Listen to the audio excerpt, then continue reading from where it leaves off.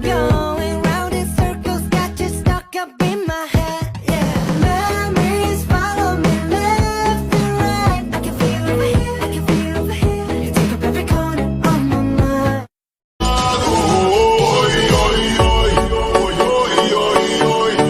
É pra quebrar com duro, vamos dançar com duro. Seja morena, loira, vem balançar com duro. Assalamualaikum warahmatullahi wabarakatuh. Halo teman-teman, mari kita bahas bagaimana perjuangan diplomasi bangsa Indonesia dalam mempertahankan kemerdekaan. Mari kita simak pembahasannya. Pertempuran bukan satu-satunya cara dalam rangka melakukan perjuangan untuk mempertahankan kemerdekaan. Perjuangan dalam mempertahankan kemerdekaan juga dilakukan melalui diplomasi. Upaya diplomasi yang dilakukan bangsa Indonesia dalam mempertahankan kemerdekaan Indonesia di antaranya melalui jalur diplomasi, perjanjian dan perundingan seperti Linggarjati, Perjanjian Renville, Perjanjian Romroyen, dan Konferensi Meja Bundar. Baiklah, kali ini saya akan menjelaskan materi tentang Perjanjian Linggarjati.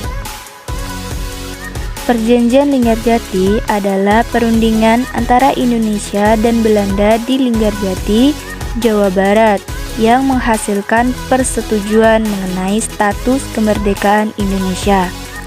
Perjanjian tersebut ditandatangani secara sah oleh kedua negara pada 25 Maret 1947. Adapun hasil perundingan, yang pertama, Belanda mengakui secara de facto wilayah Republik Indonesia, yaitu Jawa, Sumatera, dan Madura. Yang kedua, Belanda harus meninggalkan wilayah Republik Indonesia paling lambat tanggal 1 Januari 1949.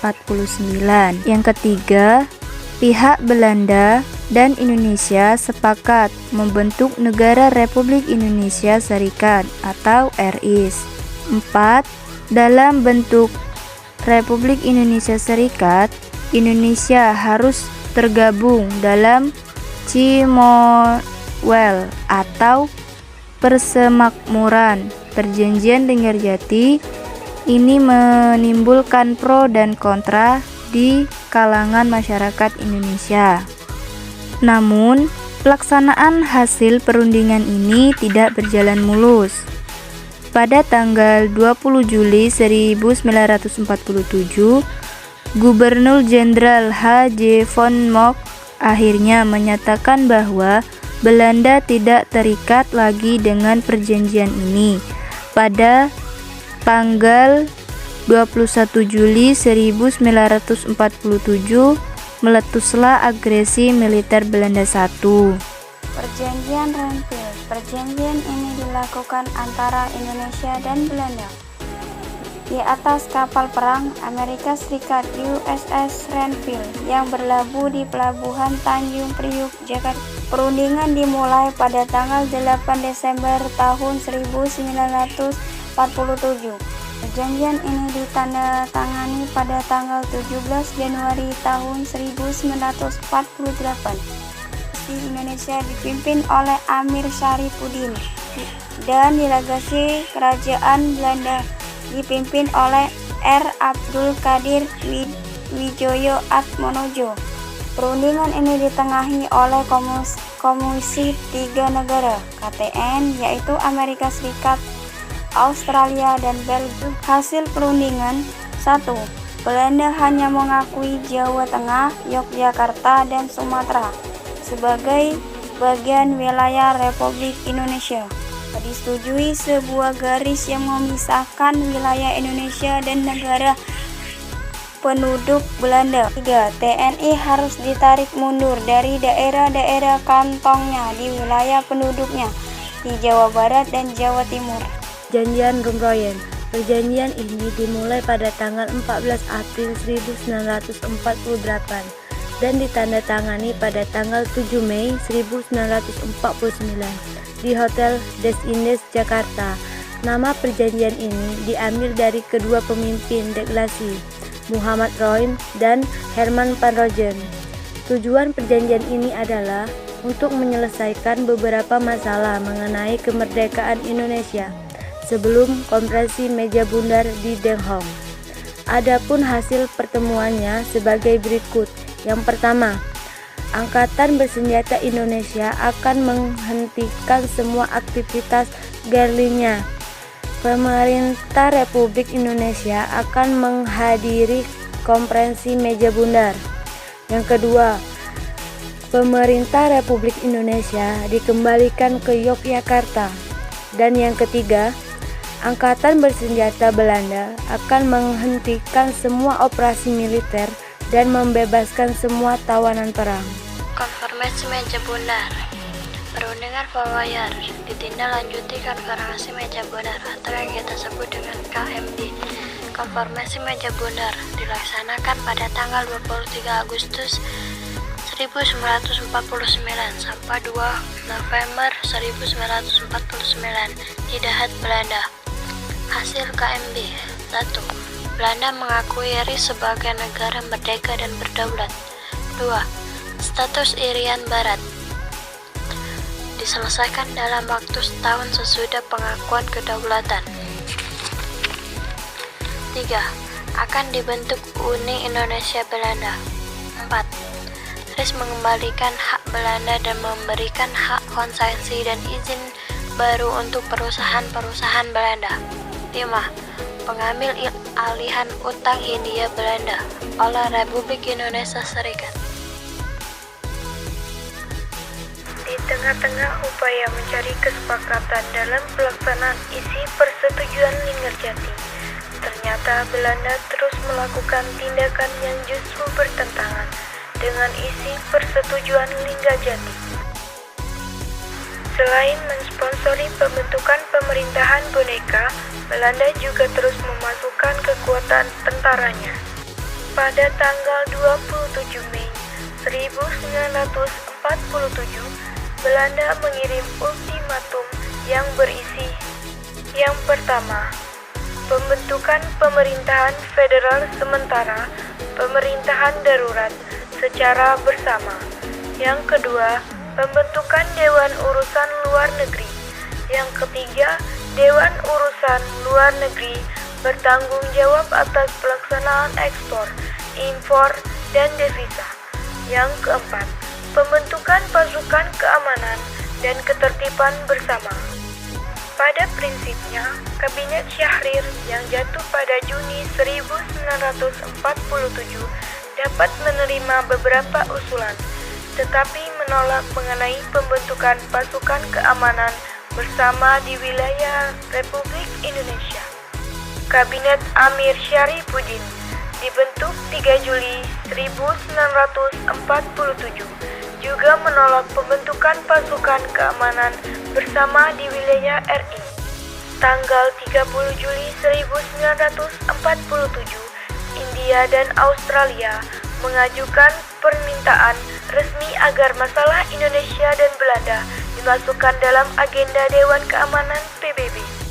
Pada tanggal 1 Agustus 1947, DKPBB memerintahkan penghentian permusuhan kedua belah pihak dan mulai berlaku sejak tanggal 4 Agustus 1947. Untuk mengawasi gencatan senjata, DKPBB membentuk komisi konsuler yang beranggotakan atas para konsul jenderal yang berada di wilayah Indonesia. Komisi konsuler diketahui oleh Konsul Jenderal Amerika Serikat, yaitu Dr. Walter Ford, beranggotakan konsul jenderal Cina, Belgia, Prancis, Inggris, dan Australia. Komisi konsuler diperkuat dengan personil militer Amerika Serikat dan Prancis sebagai peninjau militer. Komisi Konsuler menyatakan bahwa tanggal 30 Juli sampai 4 Agustus 1947, pasukan masih mengadakan gerakan militer. Pemerintah Indonesia menolak garis demokrasi yang dituntun oleh pihak Belanda.